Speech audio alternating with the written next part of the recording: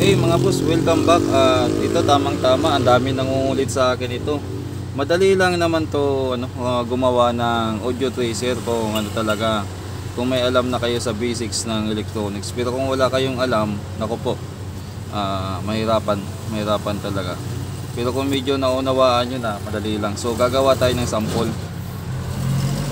Itong lumang board or power supply board ng DVD player na may kasama ng amplifier ay ito yung gagamitin nating pang audio tracer. So papakita natin yung demo at napakadali na lang ito kasi plug and play na lang. So meron na tayo ditong cord. Yan. May plug na siya. May switch. Ngayon hindi ko pa alam kung uubra to. Susubukan muna natin kung may power o kung ano. So ang gagawin natin ay susukatan natin yung secondary nya. More on focus tayo dito sa supply talaga ng IC na to kasi ito yung magiging audio IC natin. So asan ba yung supply nya? Tingnan nga natin kung saan tatakbo. So ito yung supply sa kabila ata. Kung tama yung ano natin. Kabila ba o baka baliktad yung ano natin? Yan. So takbo dito 5 volts. Tingnan natin kung saan ang supply nito. Ito kabila. Ay hindi ito. Kasi speaker to mga boss. Speaker ba? Input. So andito sa kabila yung pinaka power supply nya. Ayan o. Itong part na to. So kailangan alam nyo muna kung saan ano.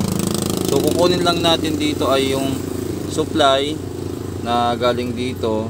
Yung output at saka yung input. Yun lang. Supply, output, input lang. So kailangan malaman natin yung supply. So ito yung supply nya, itong IC na to. Nasa pin ano ba to? So google na lang natin. Okay, saan ba to papunta? Ayun, may maliit pala na jumper. Ayan o. So papunta siya dito. Tumakbo siya dito. Yan. So hanggang dito. So ito yung pinaka supply nya dito. Pero dito na tayo mag-check ngayon. Ngayon, prepare muna natin. Saksak natin. Kuha tayo ng tester. Ready natin. Okay. Kuha natin yung tester. Tapos yung natin yung pinaka audio. Power switch natin. Okay. Ngayon, i-test na natin kung gumagana. Una natin. Matik doon na tayo mag-inject sa sa pinaka IC nya. Yan. Check natin kung mayroong supply. Okay. Meron siyang 10.93 mga boss. Meron siyang 10.93. Ayan o. Okay. 10.93. Ang sunod natin na gawin ay kuha tayo speaker. Speaker tayo. Ano ba to? Ilagay muna natin dito sa pinaka speaker terminal.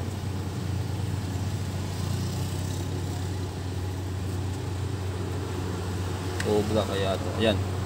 So tap natin yung pinaka input. So ang input naman nito ay ito. Ayan o, may nakalagay sa kanya na RGL. Yan. So tatap lang natin ang daliri natin kung magkakaroon ng reaction yung ano. Uy, wala mga boss. Meron, mahina.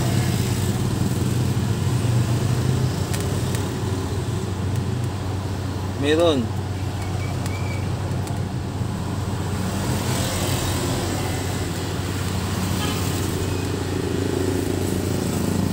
May capacitor kayo ng ng TV Plus.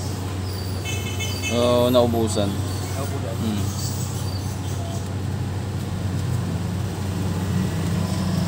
Meron siya mga boss, mahina lang. Susunod natin na gagawin ay gagawa tayo ng magtatap tayo dito ng negative at saka positive signal para malaman natin kung obra. Patayin muna natin. So meron tayo ditong wire. Ayan. So ang gagamitin natin dito ay dulo lang. Tapos itong hinang natin para pag hinawakan natin to, walang haming. Putulan ko muna. Yan, okay. Pagsamahin na natin to kasi isang linya lang naman ang gagamitin natin dyan. Pinaka positive signal lang naman niya. Tapos sobrahan pa sa hiwa. Masyadong matalas yung natin yan. Okay, hinang lang natin yan. Tapos dito din sa kabila.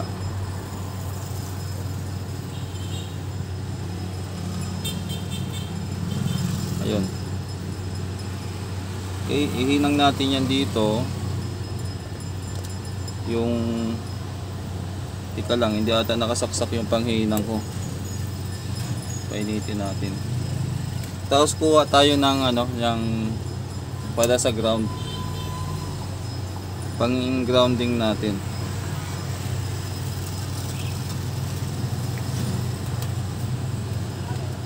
So tamang tama, mayroon tayo dito wire na may sama na din natin to. Ihinang natin to sa negative or pinaka ground nya. Okay, check muna natin yung panghinang natin kung nahinang na o kung mainit na. Okay na, pwede na to.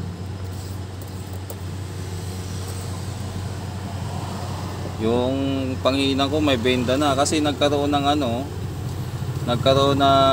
nasira dito. Inipoksihan ko, pinindahan ko muna para may support.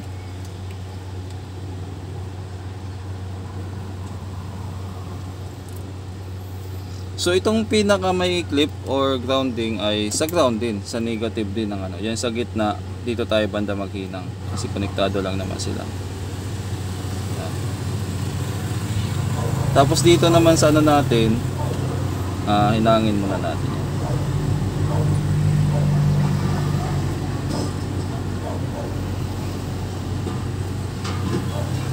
Ay, ayaw kapitan na. Mahina pa yung ating panghinang. Kakainit lang yan. So dalawa kasi yung input nya, either left or right. So bahala na kayo dyan kung saan, kahit saan lang maglagay pwede. Yan, dyan na natin ilagay sa pinang testing natin. Tapos ito naman yung kulay dilaw, ground din yan, is pagsamahin na natin dito. Ayun, itong gitna nya, babalatan natin yan kasi lalagyan natin mamaya yan ng pang tusok para may pang inject tayo kasi hindi naman pwedeng ganyan lang siya, masisira agad yan. Kailangan may pang tusok tayo. Tapos ititesting natin sa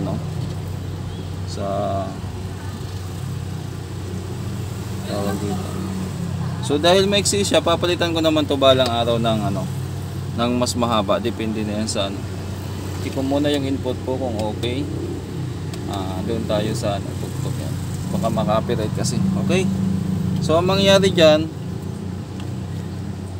para matest natin, meron tayong RCA yan. Ang RCA ay ipit muna natin dito yung pinaka nya, ay didikit, hindi obra. Yan. Tapos on na natin. Asa na ba yung input natin ito? So power on na natin. Ayun, lumagabog na. Try natin kung tutunog. Mahina mga boss.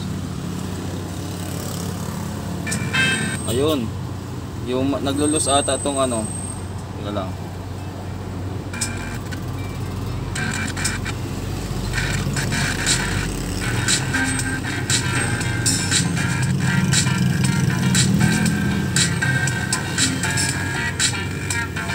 Tumunog na, kabila nga.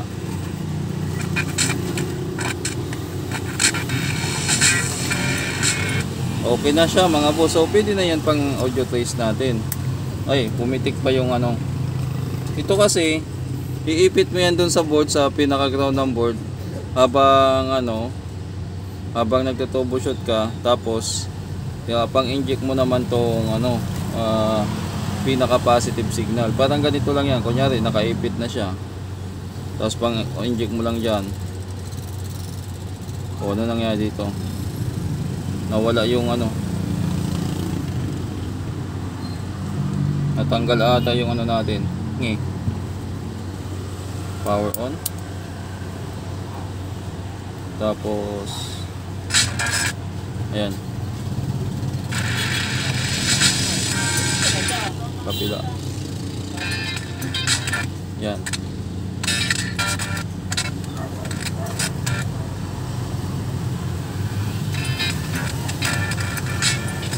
So ganun po ang sistema ng audio tracer. Ang audio tracer kasi mga boss, sa madaling sabi, isang amplifier lang din na ginagamit mo yung input para mag-trace ng audio doon sa ginagawa mo. So ito yung pinaka positive niya, yung gitna lang.